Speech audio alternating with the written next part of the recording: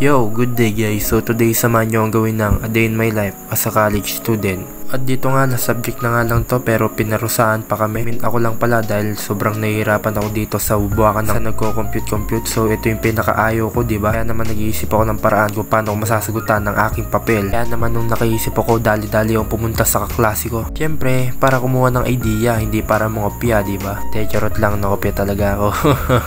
At dahil nga doon, mission successfully failed. Dahil nga nakakopya man tayo, puta, wala naman tayong natutunan sa tinuturo. Kaya naman pagka uwi natin, nagbuhos tayo ng sama ng loob. Ako nag-hand drop dyan dahil meron tayong kakalabanin na isang malakas. So friendly fight lang to and light sparring. Syempre para training na din to, diba? So sabihin namin sayaw yung pinapagawa sa amin. So dito naman ikipagpalitan tayo ng suntok. So kaya naman panoorin nyo.